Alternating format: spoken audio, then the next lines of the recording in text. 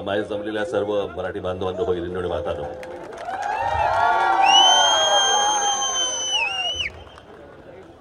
थोडे दिवस थांबा, भाषण सुरूच होतील. पण आज मला असं वाटतं कितवं वर्ष तुझे 11 वर्ष आज हा कोकण महोत्सव इथे साजरा होतोय आणि आपण देखील आपला सर्वांचा उत्साह आणि आशीर्वाद हा अशा सर्व महोत्सवांना लाभतो आहे. त्याबद्दल आपणा सर्वांचा धन्यवाद. मला फक्त आपल्याला एवढीच गोष्ट जाता जाता सांगायची आहे. रात्र वैराची आहे, गाफील राहू नका, आजूबाजूला लक्ष ठेवा.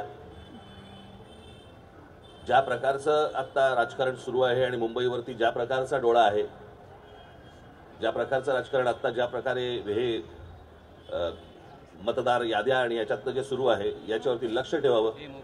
आपल्या आजूबाजूला कोण मतदार खरे आहेत खोटे आहेत याच्यावर देखील तुमचं लक्ष असणं गरजेचं आहे, आवश्यक आहे. मी आपल्याला एकच गोष्ट सांगतो की मराठी माणसासाठी म्हणून ही येणारी मुंबई महानगरपालिकेची निवडणूक ही शेवटची महानगरपालिकेची निवडणूक असेल. जर आपण गाफील राहिलो तर हातातनं गेली म्हणून समजा, आणि त्याच्यानंतर जे थैमान सुरू होतील या लोकांचे ते मग ती कोणालाच आवरता येणार नाही. मला फक्त आपल्याला विनंती एवढीच करायची आहे, कुठेही गाफील राहू नका. धन्यवाद. खूप खूप धन्यवाद साहेब.